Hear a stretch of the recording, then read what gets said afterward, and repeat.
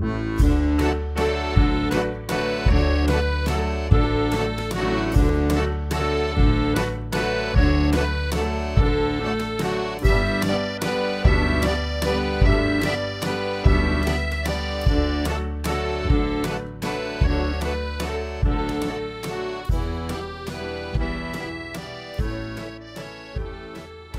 well, here we go. This is, I've been very excited about tonight and seeing this movie on the big screen. It's just one of my favorite movies of all time.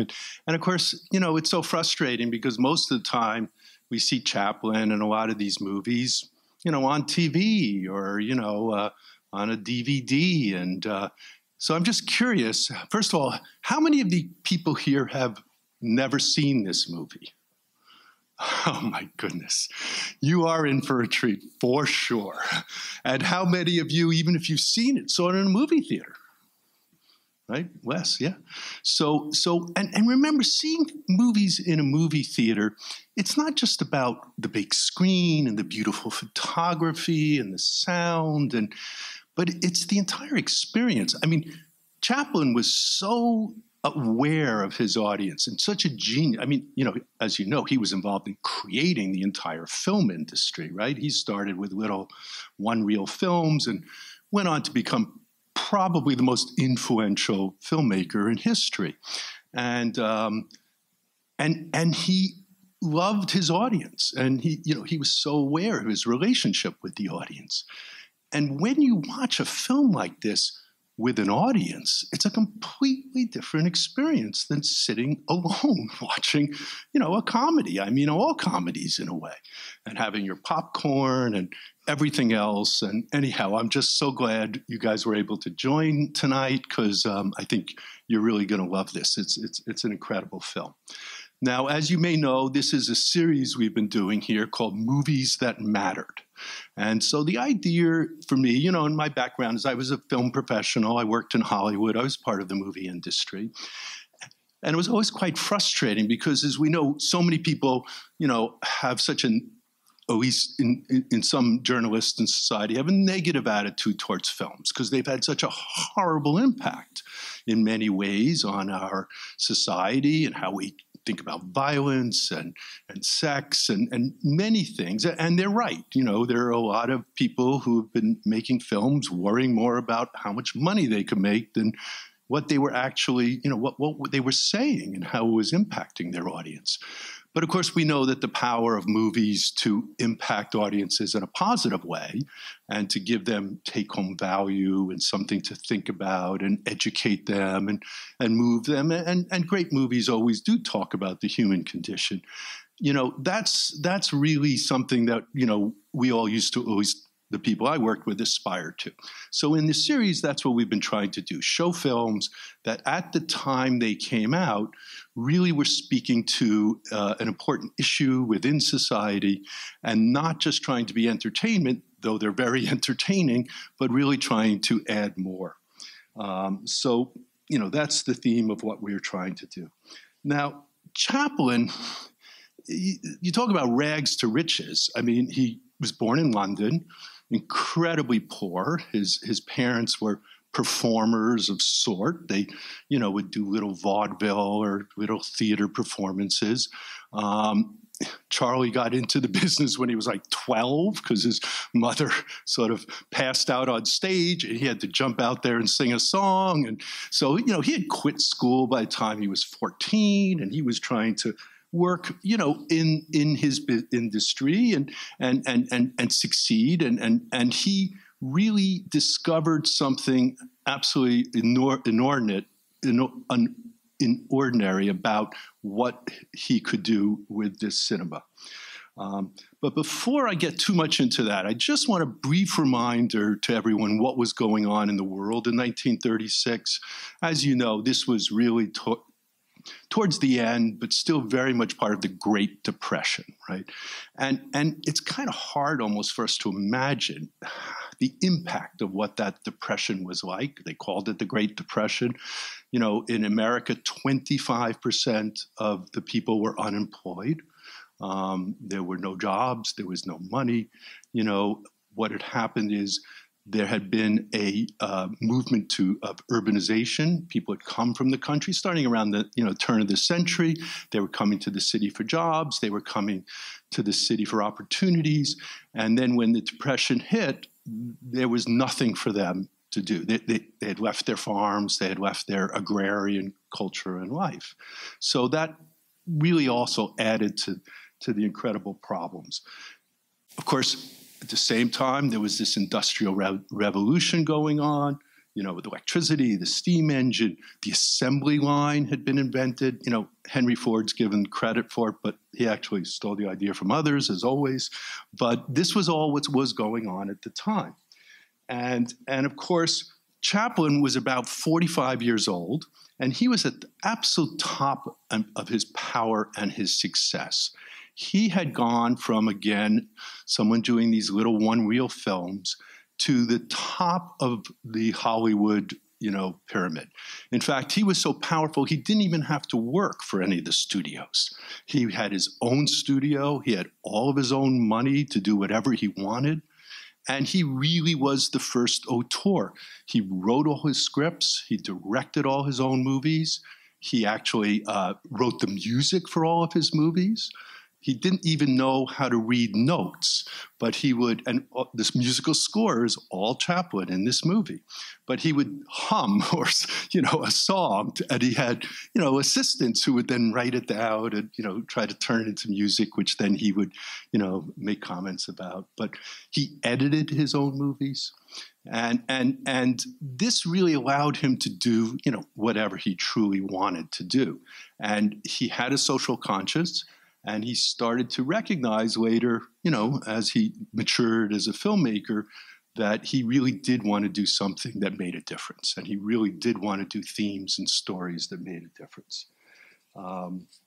He had just finished a movie in 1931 called City Lights, which is one of his greatest films. And if you've never seen it, I would recommend you did.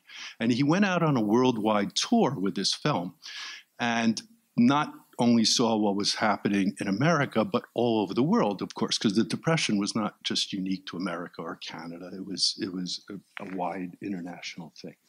And when he came back, he decided he really needed to do something that spoke to the problems that he had seen.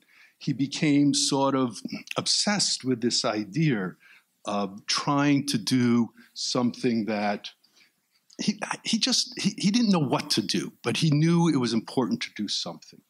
And he was lonely, and it was just a difficult time. And he met a young 21-year-old woman, he was 45, whose name is Paulette Goddard. And Paulette Goddard became his partner, helped inspire him. And of course, she is the female star of the film, and went on to marry him.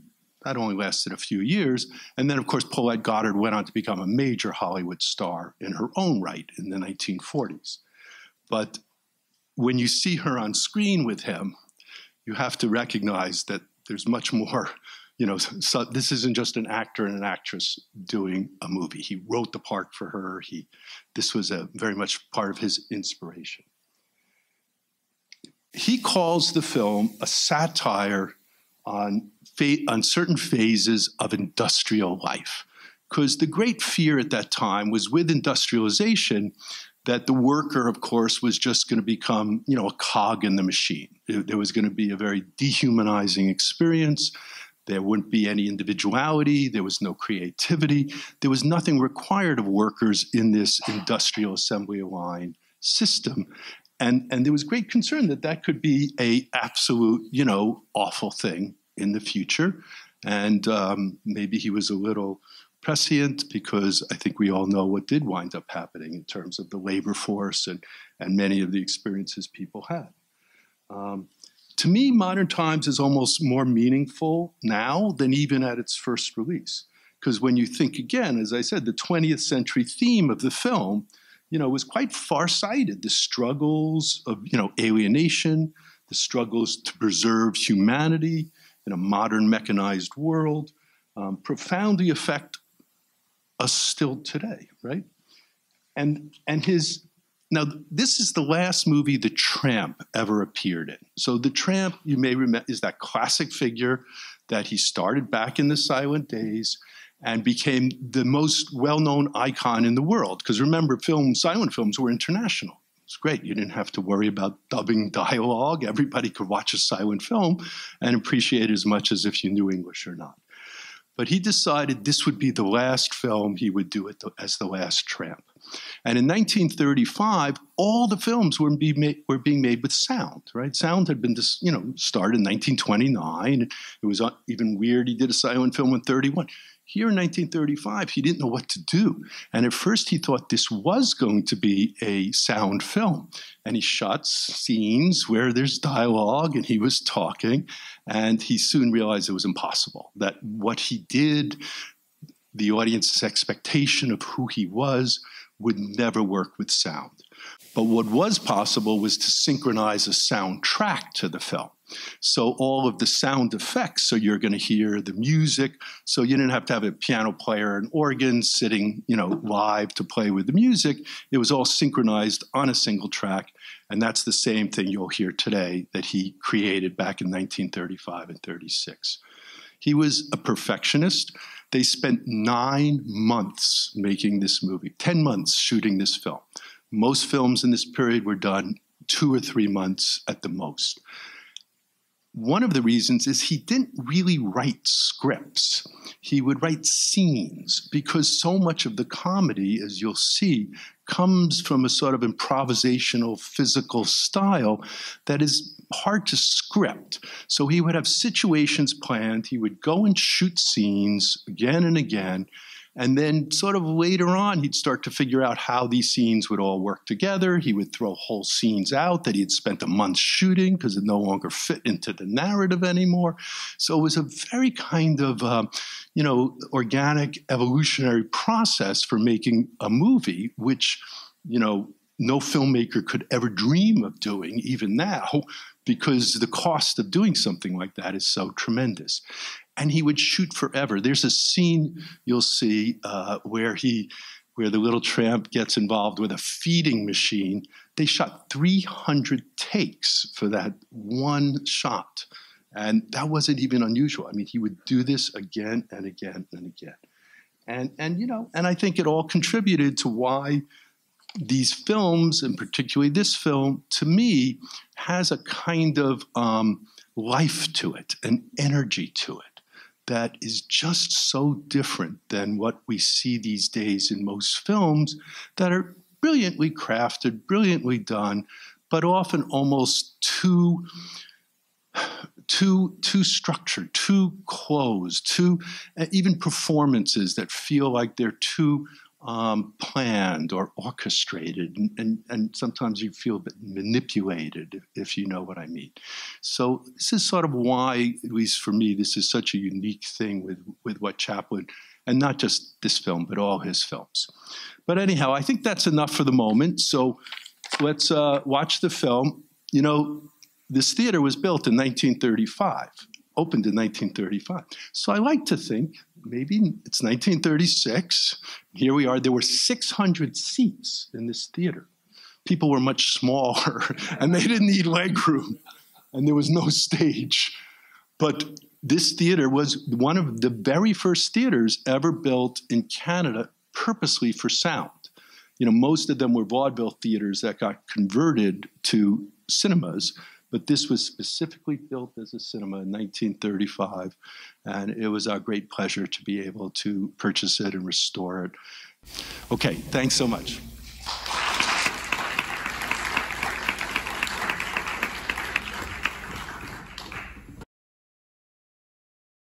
It was total gibberish, but in fact, he felt that was appropriate, though, because, again, he was sort of this international, unreal character, and so, singing in gibberish was okay.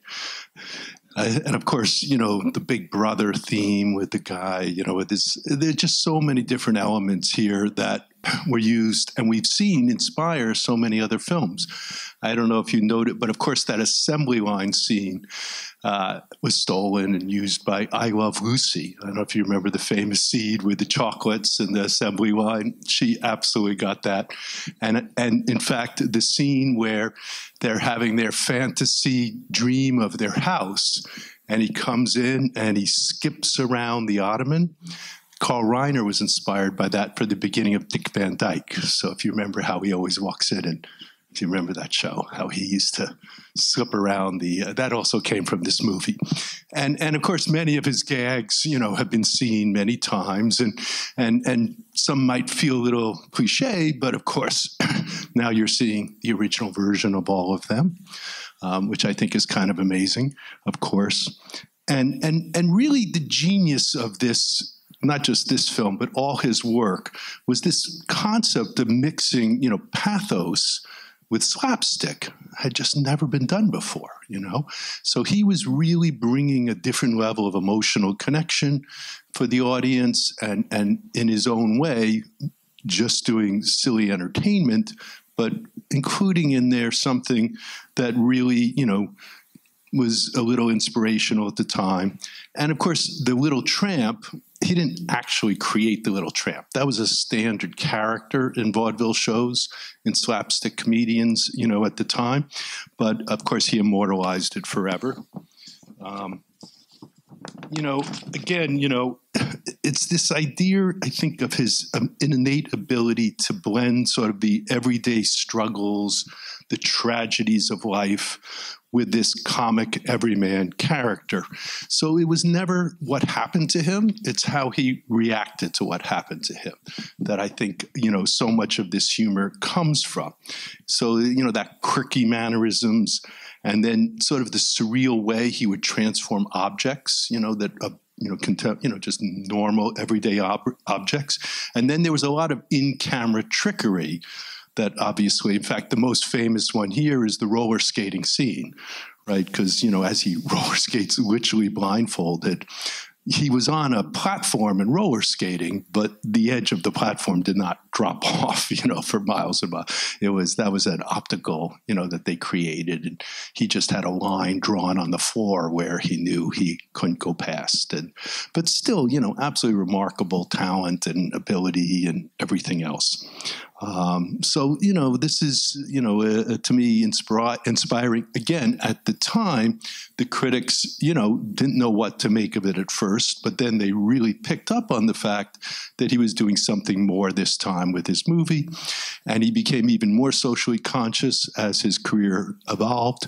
The next film he did in 1940 was The Great Dictator, which, he plays, Hitler, a Hitler character. And in fact, many people became confused after that film. They thought he was Jewish. Charlie Chaplin was not Jewish.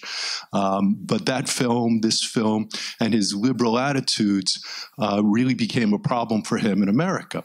And he also had a tendency to have dalliances with possibly underage girls. But he and Paulette Goddard divorced after 2 or 3 years. He went on to marry, once or twice again, and he was thrown out of the country. He was thrown out of the U.S. in the early 50s during the McCarthy period, and didn't return to America for over 30 years.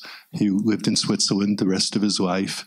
He continued to make movies, but this was really the end, and it was the end of The Little Tramp. And every movie always ends with the Little Tramp walking off by himself on the road into the sunset. So it was so fitting that in this movie, he walked off with, the girl instead of just by himself. And it was the final moment. And we can't imagine what it was like for the audience after who had, loved this character for 20 years. And remember, every film, he basically played the same character. It wasn't like he played anybody else in any of his movies. So it was a very important kind of emotional moment for the audiences, and they will just love that. So, but anyhow, I know a lot of you didn't see it. Just curious, was it enjoyable? Did it feel just dated? Were there any particular scenes that you liked? I just wanted to say that what I was really struck by in this film was the pacing. Mm-hmm. And I'm wondering if you could comment, is this is this the editing? Is it the structure of the film? But I mean, there was literally not a wasted moment in that, I thought, on screen in that film. Well, again, he's not all that concerned with narrative, right? So he's not trying to give you a lot of exposition and backstory, or, he doesn't have to spend the time that films often do to try to, articulate inner emotions. It's all very much exactly what you're seeing. And his genius was that he was able to get across an enormous amount of emotion without words, without a lot of extra gestures and everything else. And then, of course, you must have noticed how it's very, the structure is a very loose structure. These are basically set pieces. He would literally say, okay, now we're going to do a scene where, I'm a night watchman. And then they would just go shoot a bunch of scenes of him being a night watchman. It wasn't even really planned out, all the gags. By the way, the actors, all the other actors, were a stock company that he used in all his films.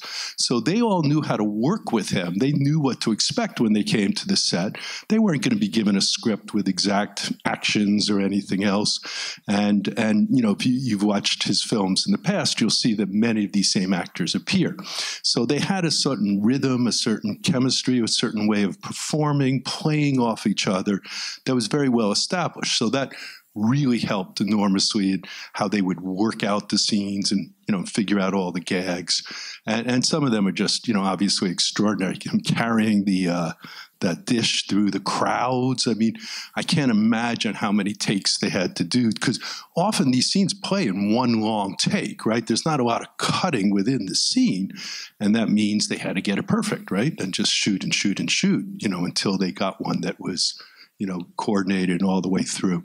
But I think, again, the lack of sound actually forces the silent films, and particularly this film, to have that kind of pacing, because they constantly want to keep the audience. And of course, the music score is quite, fabulous in a way, in terms of also keeping the pacing going at all times.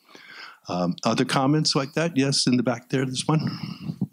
Hi, thanks again.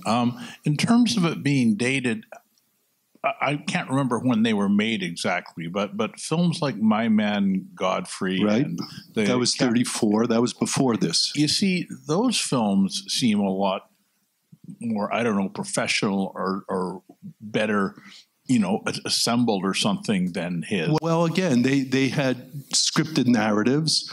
Most of the films from the early 30s were based on plays, right, that already been quite successful, and had movie stars in them. So it's hard to compare this film in a way to what these other directors and some of these other early, great talky films, It Happened One Night, and those were all before this film. So this was really, again, a culmination of years and years of his performances and his relationship, again, with his audience, because he was the best loved, the best well-known figure in history, in Hollywood history. And again, really the only true auteur. When Andrew Sarris in the 50s, the great American critic, started talking about, the auteur theory of filmmaking, he's really the only one who truly was an auteur. Filmmakers were incredibly influenced. Federico Fellini, he called Chaplin a sort of Adam from whom we are all descended. Jacques Tati, the famous French comedian director, without him, I would have never made a film. René Clair, he inspired practically every filmmaker. Francois Truffaut, who was a critic before he was made. My religion is cinema. I believe in Charlie Chaplin. They all praised him. Billy Wilder, Michael Powell. The only person to have gone down into cinematic history without any shadow of a doubt.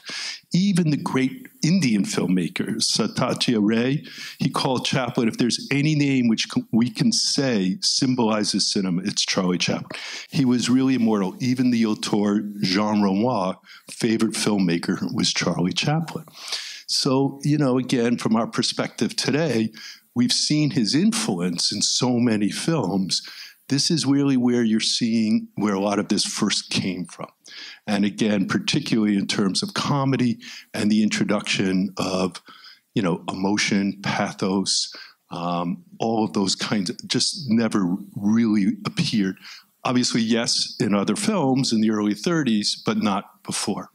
We have a question down here, Ron. Can I ask one more quick one, if you don't mind? I was reminded, and then I'll surrender the microphone. I was very much reminded of Woody Allen Sleeper by this. Yeah, that's a great example. Well, Woody Allen was obviously highly influenced by Chaplin, not just in terms of slapstick comedy, but even in terms of the character that Woody Allen, became immortal and kept playing again and again and again in movies. Absolutely did have some resemblance to Chaplin and The Little Tramp. Yes, Ron? Fred, you mentioned all these takes, 300 takes for a scene. I mean, today when you're filming, I don't know much about this, but I would imagine you'd stop, you'd look at the footage and say, not good, do it again. How were they knowing? Well, that's a great question because, of course, now we shoot in video, so the director is behind the monitor. He can watch the scene. He can have the take played back, so he can look at it a second time and go, oh, yeah, well, that was good enough. That wasn't good enough. Now here, of course, with a film camera, the only person who's actually seeing the take is the camera operator, not even the cinematographer who's like. So the camera operator is the one who really knows, was it in focus? Was it not in focus?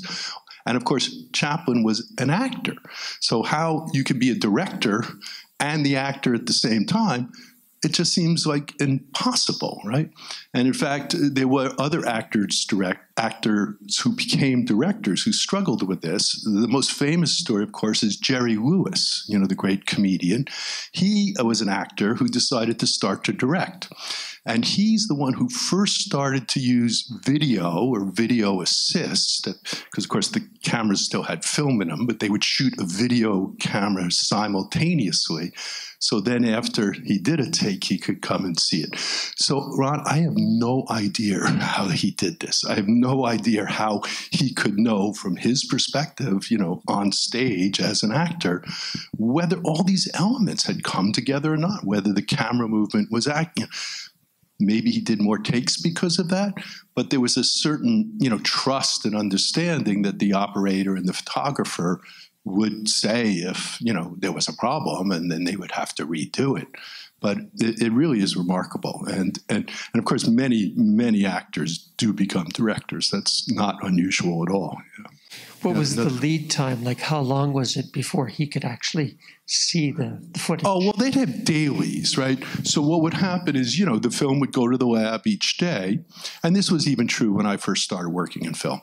And the film would be developed that night, and what they called a one-light print, or I don't know what they called it in black and white days, was made. So sometime probably the next day or no later than the day after, you would screen the dailies, and the whole crew and the actor, whoever, would sit together in a movie theater at the end of each day of shooting. It was crazy. You'd work for 12 hours, and then you'd spend another 2 hours watching the rushes, But that was very important because that's when you could actually see, did it actually work or not?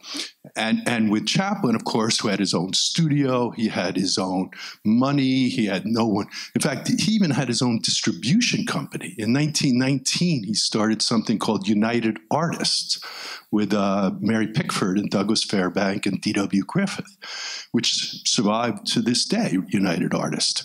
And it was the first studio. They didn't have a physical studio, but they were distributing movies that really respected talent.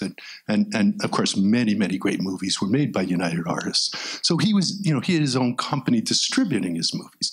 So that's probably did what happened and why he spent 10 months making this movie, because he would watch rushes. He'd say, I didn't like this. Let's go back and reshoot the whole scene again. Or he'd have a new idea and I can make this scene better. So very different. I mean, some directors have the latitude to still work that way, the very well, successful ones, and have that freedom. But that's highly unusual and certainly not something you would see in television, So that's how it was possible to do these kinds of things. Other questions? Anybody else? you like the film? Anyone have a favorite scene they want? This woman in the back, the favorite scene they want to talk about or moment? I loved the movie. I thought it was brilliant, and it was a lot more modern than I was expecting. But the thing I wanted to say was I was surprised by the ability that Charlie Chaplin has to dance. He must have had a lot of lessons. And yeah, he wasn't an athlete in the way Buster Keaton was, or an acrobat, but he certainly was graceful and dancing and roller skating. He would often, the roller skating you see in other films as well. I don't know he ever had dance training. I mean, I think he, was a naturally gifted, comedian, and his timing obviously is impeccable. But yeah, certainly he was well known for his ability to do, and that was not, he was doing those scenes. He was doing those actions. It wasn't something that, there were no stuntmen or anything like that who took over for him. So yeah, it's kind of remarkable that he had that kind of physical talent, but remember, silent films.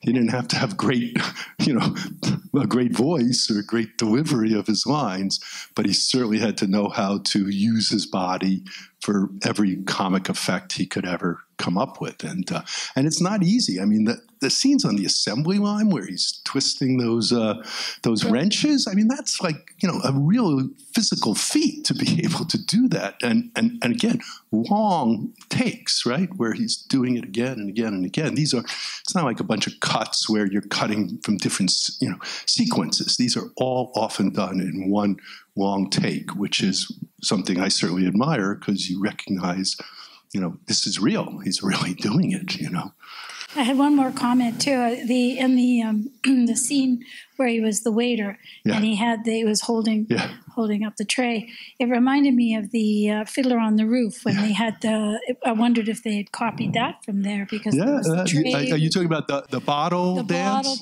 The bottle dance. Well, that was Jerome Robbins, the great cinematographer who came up. I mean, the great choreographer who came up with the bottle dance in Fiddler on the Roof. Absolutely.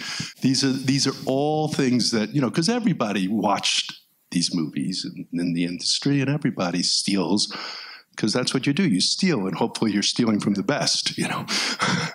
That's what Francis Coppola taught me. Yes, go ahead, please. His shuffle is absolutely amazing. How he can maintain that. Is that something he really had to work at, or that was natural for him? I mean, I've never seen anything like it. Well, yeah. I mean, he had been doing that for 20 years at that point, so he really had it down. But that's why I think he was such a lovable character and why the audience adored him, because they got to know these mannerisms, these moves, these different looks, and smiles. And so it was like seeing an old friend, every time you went to another one of his movies. So and he would deliver.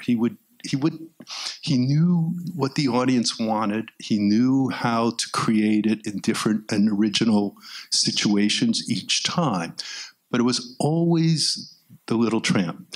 And that's, there are no actors who really have ever done that quite this way. I mean, certainly you could say, well, Humphrey Bogart was always Humphrey Bogart, but not really. He would sometimes play very unusual characters, quite different from, and I don't know of many Hollywood, I can't think of anyone quite comparable where every film you'd see him as the same character.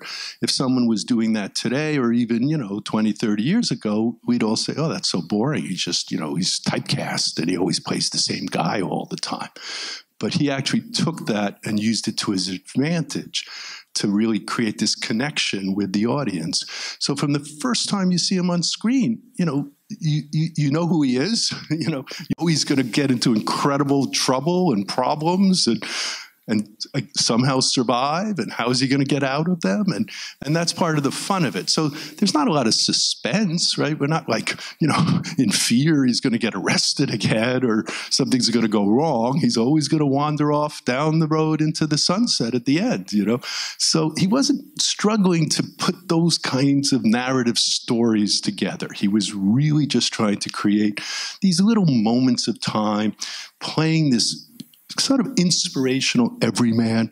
And remember, in 1935, movies were really, I mean, it was starting to change by then, but certainly in the 20s, movies were not made for the upper classes, right? They didn't go to the movies. They all thought the movies were this sort of, kind of faddish, low-rent thing, kind of like people think about video games maybe now. They were for poor people, and they were for, the lower middle class people. And that's who these movies were being made for. And they kept them, and certainly Chaplin, I'm talking about now in the teens and the 20s.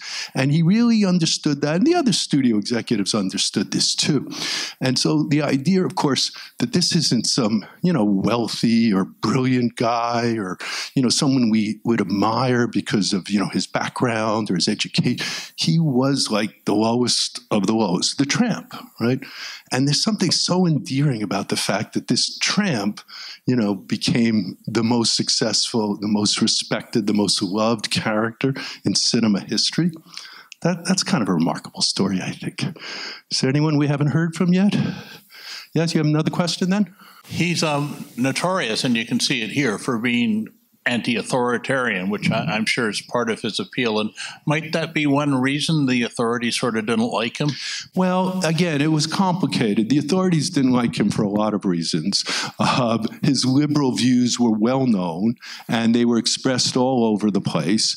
And I guess, as you know, we went into a period in the late 40s and the early 50s where, with McCarthy and, the anti-fascist rise of communism, there was, a lot of people who suffered with the blacklist, etc.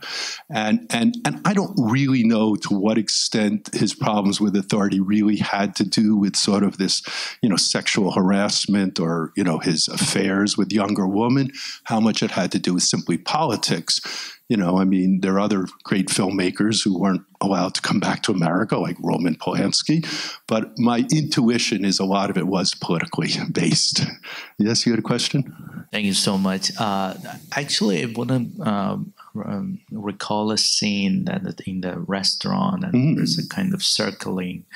So it's kind of, it's the best use of the character of the city. There's a place in each city, in the modern cities, that they go and dance, and we can see that idea is really well adopted from this movie in Jacques Tati's Playtime. Yes, exactly.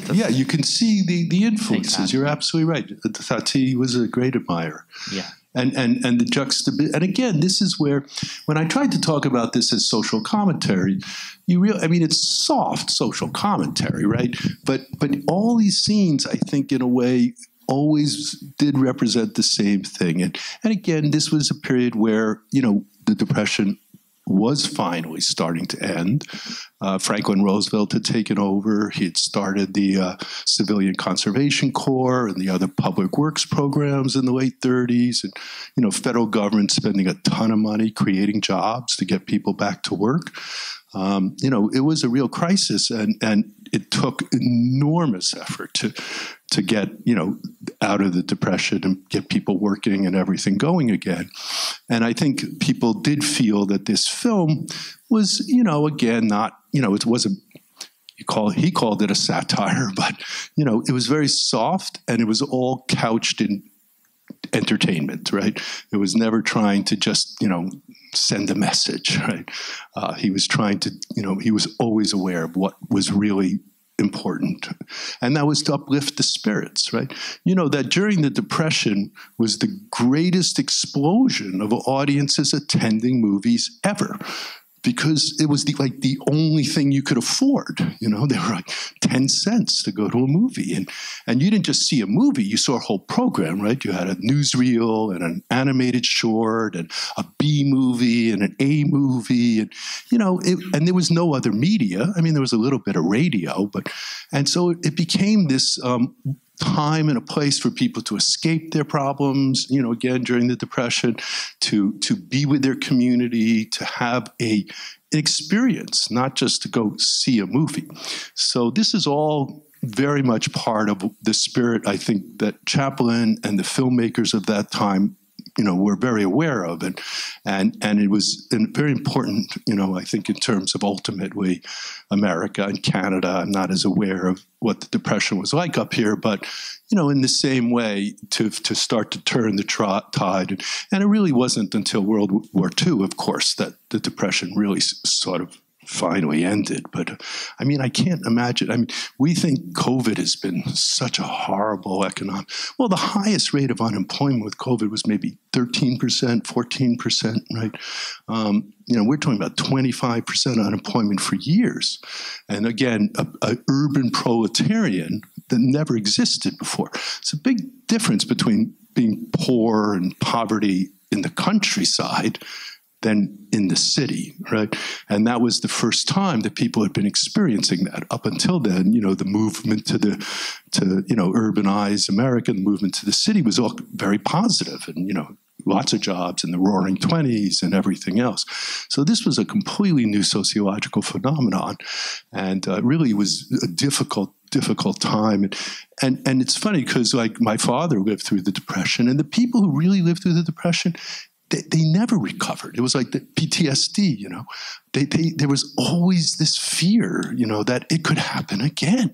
There was always this concern. And certainly I've heard many stories about people who became quite wealthy later on, but just never were able to spend money. They were never able to enjoy their money because they always had this anxiety about what could happen in society. And, not unlike how now that we've experienced the pandemic, I think it's changed the way we all feel about our lives. And let's pray we never have another pandemic, but it certainly has made us aware of the fact that so much of life is not under our control. And, we're so fortunate we can do what we do today. And I hope you had a good night. I hope we see you again soon. I have to plug something. Tell them to come back next Sunday night. For Fanny and Alexander. Satyaji Rai. So next Sunday, Jeffrey is showing an international film by an Indian filmmaker, and it'll take you to a world you've never seen. It's absolutely brilliantly directed, acted, and everything else. And I think it's very wonderful that you're all have this opportunity because we are so conditioned to American cinema, the American studio system, the American style of filmmaking, writing, directing, editing. And so many great international filmmakers, of course, were working all through history and actually, inspired American filmmakers with their own interpretation. They were inspired by, American filmmakers. So even if you don't know the film or you've never seen an Indian film before, I do recommend you come. This is one of the great classic films. And I'm sure Jeffrey will have a lot of interesting things to say about it for you. Okay, so thank you all. Take care.